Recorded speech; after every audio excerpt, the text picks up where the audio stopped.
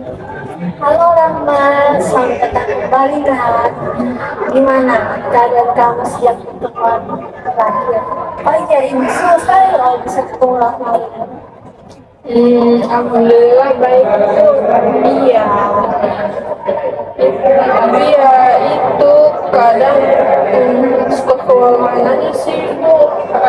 Baru-baru ini kadang yang tadinya udah niat nih untuk lebih disiplin lagi, tetapi ya itu balik lagi ke kebiasaan awal yang suka tugas, intinya balik lagi ke kebiasaan awal. Bukan itu memang butuh proses dan proses juga. Nah, tapi gimana sih perasaan kamu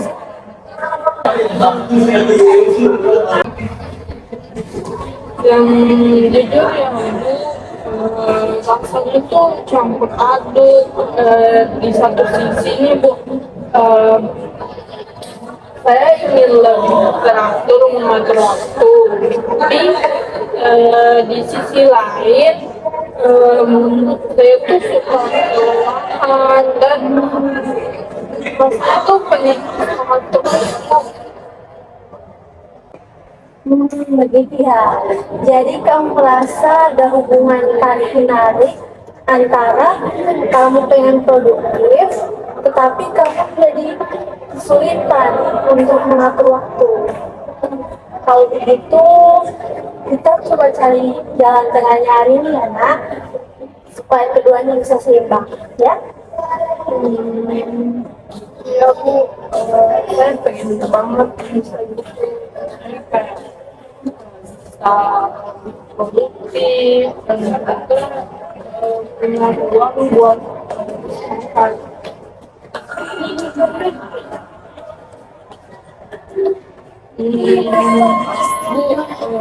Saya mau nanya deh, dari cerita sebelumnya, menurut ibu, saya tuh orang yang kayak gimana? Maksudnya, misalnya soal kayak mengatur waktu, terus karakter saya, eh, apa ya, karakter saya gimana menurut ibu? Baik, itu pertanyaan yang bagus sama. Nah, dari yang ibu amati ya nak, kamu itu adalah tipe anak yang bertanggung jawab, tapi kamu perfeksionis. Nah, kamu itu pengen ngambil banyak tanggung jawab, tapi kamu merasa jadi kesulitan untuk mengatur waktu, kamu jadi terbebani. Nah, di satu sisi juga kamu sulit untuk berkata enggak sama orang lain. Jadi waktu pribadi kamu banyak terpakai untuk membantu orang lain, bukan untuk kamu bisa istirahat. Kayak gitu. Iya bu, benar banget. Saya tuh kadang terlalu suka bilang iya kepada semua orang. Nah, dari itu sih kadang malah saya sendiri yang jadi korban. Begitu ya. Kalau yang dari yang gue lihat ya, kamu itu punya empati yang tinggi nak. Tapi seperti pedang bermata dua nih, kalau nggak dikelola dengan baik, tentunya itu bakal bikin kamu kelelahan. Bu, saya baru sadar kalau ternyata saya sampai itu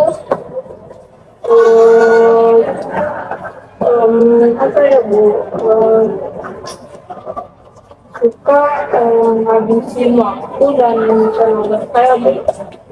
Oh, gitu ya. Baik. Nah, kita coba buat prioritas harian ya.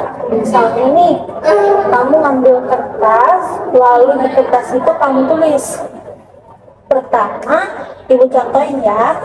Pertama, kamu tulis nomor satu nih, kegiatan penting dan mendesak. Kemudian nomor 2, kegiatan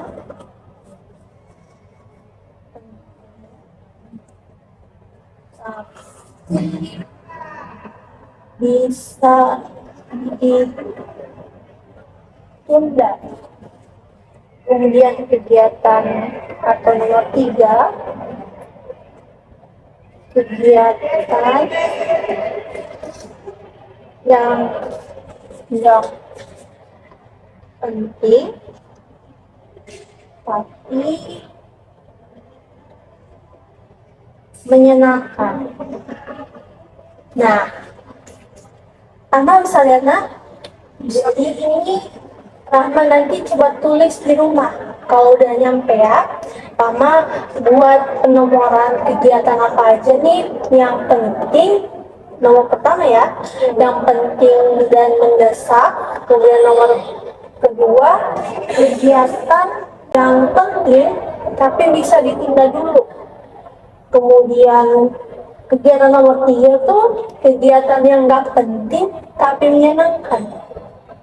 Nah, misalnya nih Rahma punya PR, Rahma bisa tuh lihat deadline mana yang akan duluan dikumpul.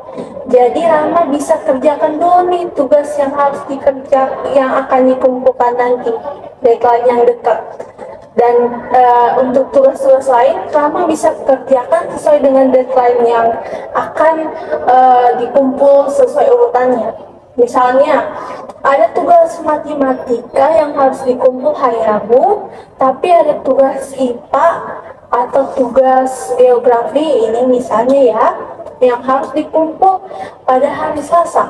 Menurut Rahma, apa yang harus dikerjakan dulu? Menurut saya pelajaran kita sibuk karena kan Deadline-nya Selasa ya. Iya, seperti itu nak. Jadi nanti Rahma bakal membuat skala prioritas, ini namanya skala prioritas. Dan nanti Rahma kerjakan dulu nih kegiatan nomor 1, yaitu kegiatan yang penting dan mendesak. Kemudian nomor kedua, kegiatan penting tapi bisa ditunda. iya. Kemudian terakhir itu kegiatan yang nggak penting tapi menyenangkan. Jadi enak.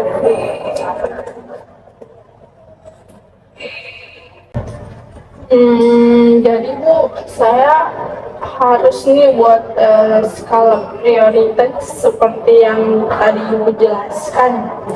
Iya nak, benar. Jadi seperti yang Ibu jelaskan tadi, Rahma ketika selesai dari sesi kali ini, Rahma tuh bakal ngebuat list catatan kegiatan-kegiatan apa aja yang akan Rahma lakukan.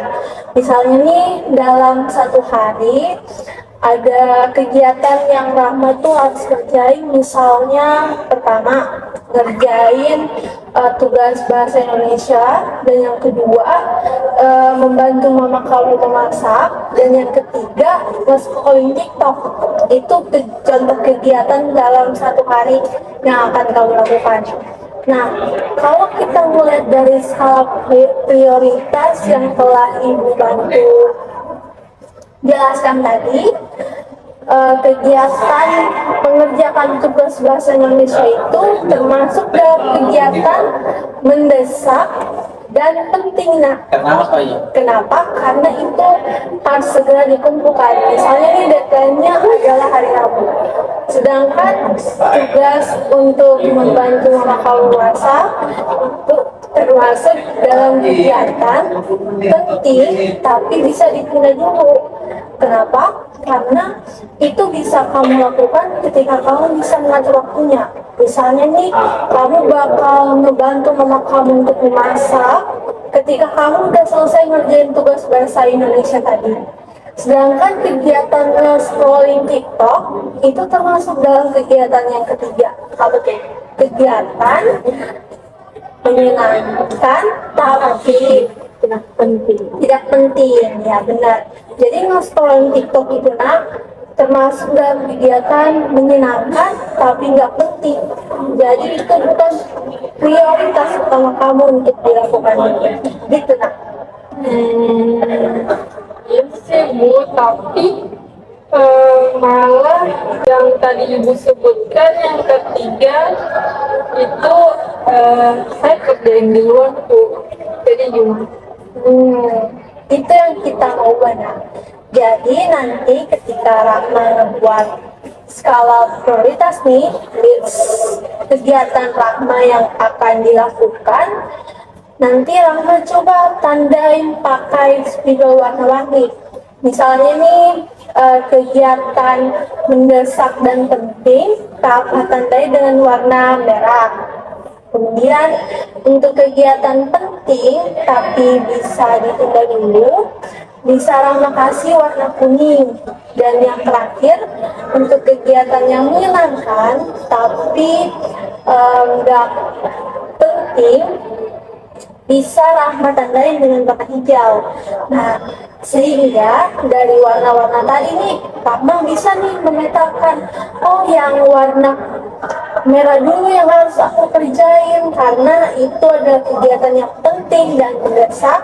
Setelah itu Rahma lalu kerjakan kegiatan yang ditandai dengan warna kuning. Setelah itu warna hijau deh. Seperti itu. Wah, menurut saya menarik sekali ide dari Ibu.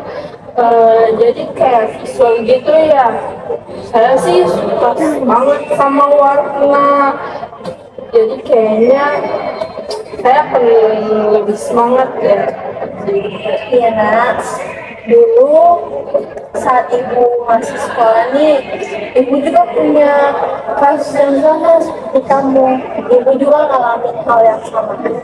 Ibu aktif di organisasi, kemudian ibu juga harus fokus sekolah, tapi di sisi lain ibu juga harus membantu teman ibu karena ibu merasa nggak enak buat bilang enggak ke mereka ketika mereka minta bantuan sama ibu. Yang pada akhirnya apa? Ibu jadi merasa kelelahan dan nilai ibu jadi turun. Oh, jadi Ibu pernah ngalamin gitu ya Bu? Saya kira hanya saya aja yang berantakan. Waktu ikut organisasi, tidak punya waktu untuk istirahat. Jadi Ibu pernah ngalamin juga ya? Tentu tidak ya. Ibu jadi belajar nih sejak ngalamin hal itu. Ibu belajar bahwa waktu itu berharga banget. Jadi ibu nih mulai ngubah kebiasaan ibu yang dulu dengan langkah kecil seperti ibu tidur yang cukup, ibu ngerjain tugas tepat waktu, dan ibu mulai nge-list kegiatan ibu di sticky notes agar dapat tertata rapi dan tersistematis. Berhasil nggak Bu? Alhamdulillah di ibu works ya, tentu nggak langsung berhasil dengan sekejap aja, nggak sempurna juga, tapi lama-lama ibu jadi bisa punya ritme nih, alhamdulillahnya. Nah, kalau ibu bisa, Rahma pun pasti bisa. Saya jadi lebih semangat deh Bu. Iya, nah, kalau gitu kita coba latihan sedikit ya. Pertama nih, kita duduk santai dulu. Duduk santai, kemudian perlahan-lahan tarik nafas dengan dalam, kemudian keluarkan dengan perlahan.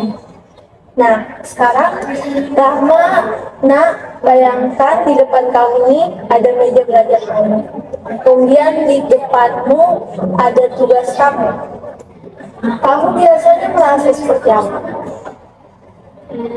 Deg-degan sih Bu, dengan lihatnya banyaknya tugas nih Bu. Terus saya malah kembali ke kebiasaan awal yang main HP.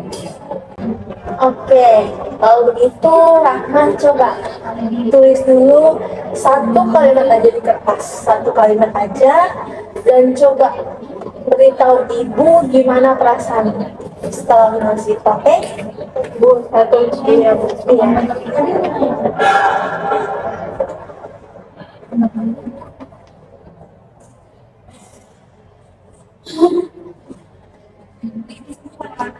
Ya, Bu. Menurut saya jadi lebih apa ya, Bu?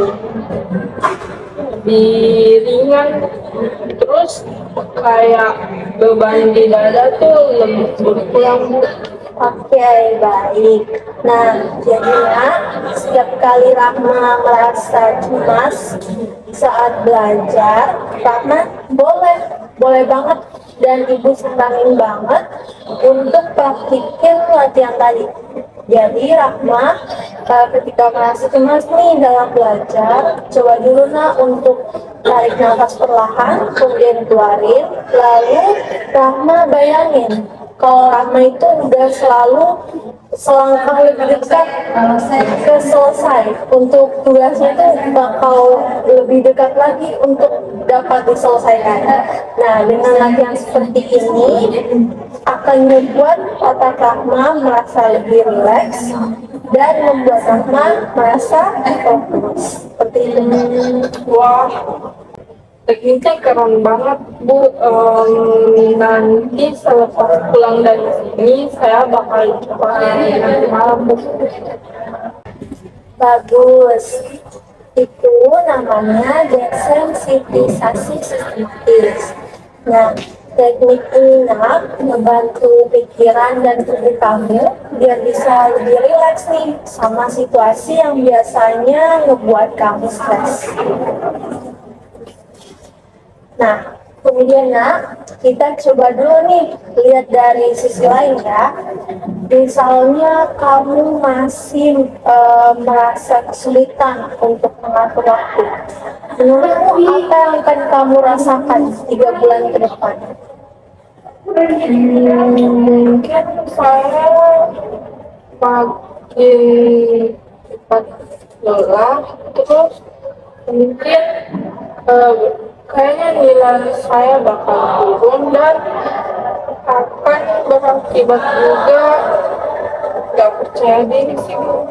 Nah, coba kita lihat sebaliknya. Kalau kamu bisa mulai mengatur waktu, apa yang akan kamu rasakan? Kayaknya saya bakal lebih tenang sih, Bu, terus karena punya banyak waktu buat sendiri, terus setiap kali ada tugas mungkin saya agak lebih tenang gitu, Bu, dan nggak panik. Nah, lihat kan bedanya? Jadi mengatur waktu itu bukan soal produktivitas, tapi soal gimana kita bisa mengatur diri kita. Seperti itu. Ya, Bu, saya jadi lebih sadar, saya lebih kurang nyenengin diri sendiri. Saya lebih banyak nyenengin orang lain dan ketimbang diri saya sendiri. Ya, nak. Jadi, ibu mau bilang bahwa ibu sangat bangga sama kamu, Rahma. Dari awal sesi, kamu udah jujur, udah reflektif, dan kamu juga mau untuk mencoba cara yang baru. Itu sangat luar biasa menurut ibu. Terima kasih, Bu. Saya merasa didukung banget, Bu. Dan kamu pantas untuk mendapatkan enak. Jadi, jangan lupa ya, kamu harus berikan apresiasi kecil atau reward kecil kepada dirimu setiap kali kamu berhasil melakukannya. Siap, Bu. Bu, saya mau minta saran nih. Kadang kan saya udah niat nih buat disiplin, tapi kadang saya malah kalah sama rasa bosan. Jadi menurut ibu gimana supaya saya tuh gak gampang nyerah? Itu pertanyaan yang bagus, Rahma. Caranya adalah ubah mindset kita. Jadi, kita jangan lihat belajar itu sebagai beban, tapi kita melihat belajar itu sebagai bentuk investasi untuk masa depan kita. So, you must remember that this is not just studying, this is for your future. Jadi, kamu juga bisa nih buat ngebagi waktu kamu untuk belajar menjadi sesi yang kecil. Misalnya, kamu belajar 25 menit, kemudian kamu istirahat selama 5 menit. Dan itu diulangi secara berturut-turut atau berulang. Kayak gitu. Itu kayak metode Pomodoro ya Bu? Iya, betul banget. Nak. Jadi, kamu harus memberikan reward kepada diri kamu setiap kali kamu berhasil melakukan teknik Pomodoro itu. Misalnya nih, Rama ngelakuin dengan ngedengerin musik kesukaan Rama atau makan camilan kesukaan Rama. Jadi, Wah, bisa banget tuh saya coba Bu. Ibu mau menyampaikan juga, jika satu hari nanti kamu gagal di satu hari ini, jangan langsung marah pada dirimu sendiri ya. Kamu cukup bilang aja ke diri sendiri, kayak gak apa-apa diri, kita bisa mulai lagi esok. Kayak gitu. Iya sih Bu, saya kadang terlalu keras sama diri saya sendiri. Iya, nah itu yang mau kita coba. Gimana Rahma bisa mencoba untuk menghargai prosesmu sendiri.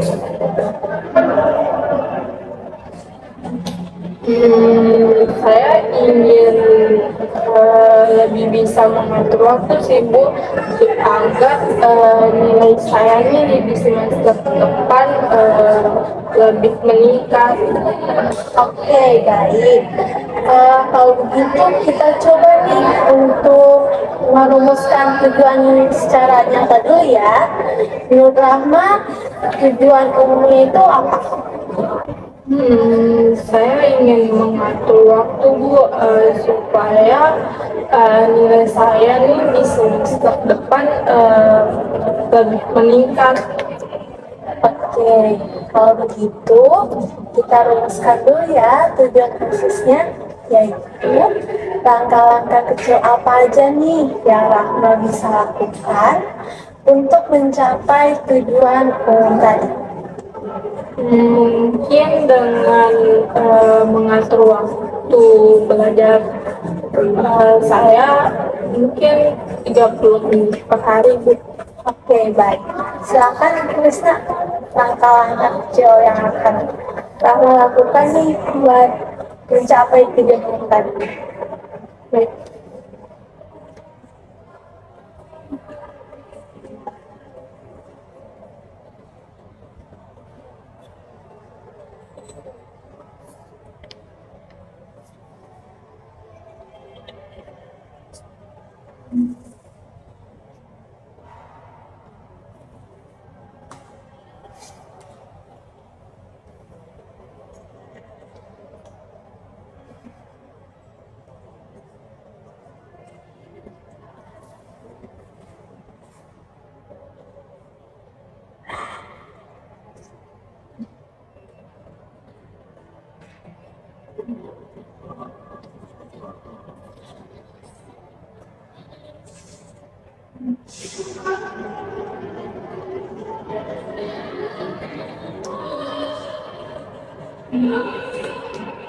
Oke, silakan Nak dibacakan mengenai langkah-langkah apa nih yang bisa Rahma lakuin untuk mencapai tujuan ini.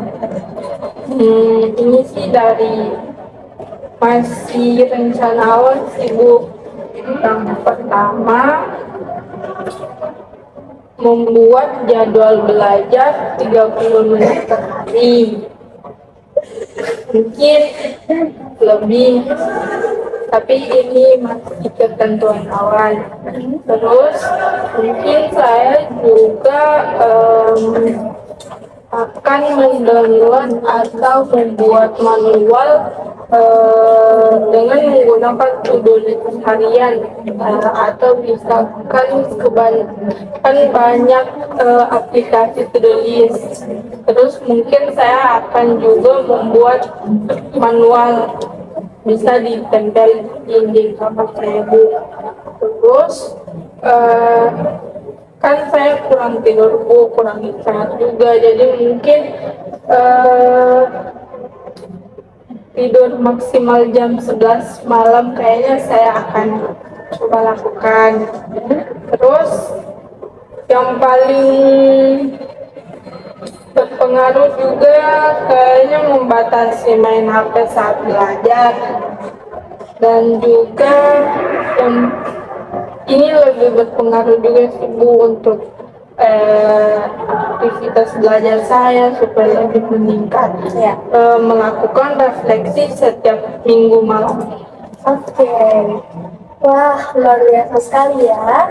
Langkah yang Rahma tulis tadi ini sangat realistis menurutku. Makasih, Bu. Mungkin saya menulis langkah-langkah kecil ini, semoga saja, Bu, saya bisa mempertahankan konsistenan ini, Bu. Ibu juga senang mendengarnya, Nak. Jadi, Rahma itu punya potensi yang besar, tinggal dijaga aja konsistensinya. Oke? Ya, Bu. Oke. Nah, sekarang kita mulai untuk melakukan kontrak ya, Nak. Untuk kontrak perilakunya, Rahma coba ya untuk mempraktikkan 5 langkah dari tujuan khusus tadi yang Rahma tulis nih di kertas. Rahma coba praktikin itu semua selama 1 pekan. Dan selama 1 pekan itu Rahma coba nih untuk catat apa aja yang udah Rahma lakuin. Gimana? Bisa? Baik, Bu. Oke, kalau begitu kita mulai untuk membuat kontrak waktu ya, Nak. Dimana kalau kita bertemu lagi untuk sesi selanjutnya pada pekan depan hari Selasa jam 10 pagi untuk membahas mengenai hasil dan evaluasinya. Gimana, Nak? Saya setuju sih, Bu, karena kebetulan info dari guru saya, katanya di hari Selasa jam 10 pagi dia ada acara, Bu. Jadi kayaknya saya bisa deh. Terus saya mungkin akan membawa catatan refleksi saya nanti. Oke. Nah, ingat ya, bahwa ini bukan soal kesempurnaan, tapi ini soal kemajuan. Langkah 1% aja itu udah termasuk kemajuan, ya. Terima kasih banyak, Bu. Sebenarnya dengan saya cerita begini, saya jadi lebih apa ya, Bu, lebih angkat begitu bebannya, jadi lebih motivasi juga, dan juga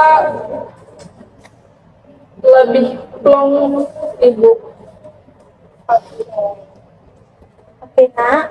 Kalau begitu, jika nanti Rahma merasa kesulitan di tengah jalan, Rahma boleh banget nih untuk datang ke ruang BK kapan aja Rahma merasa butuh. Ya, Nak?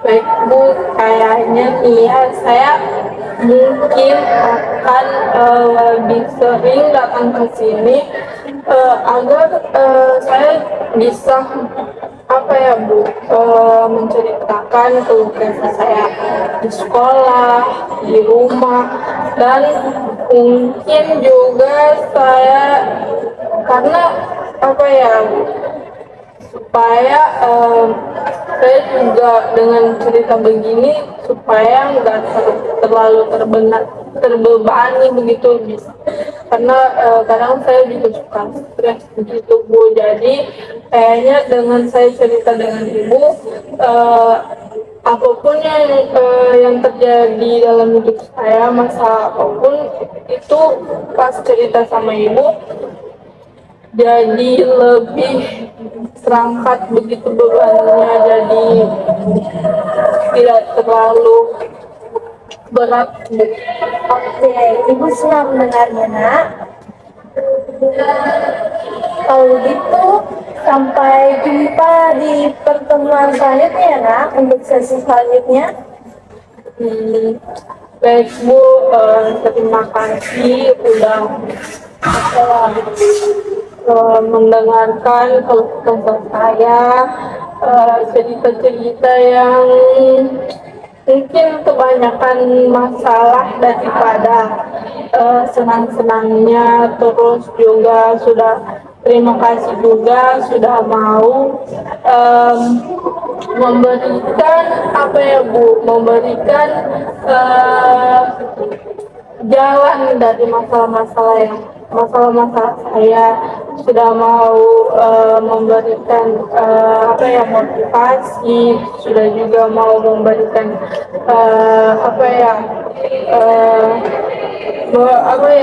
membantu saya untuk bisa melakukan langkah-langkah kecil untuk bisa membuat saya bisa mengatur waktu saya dengan lebih baik dan agar bisa lebih konsisten kembali. Ya, Nak, sama-sama ya.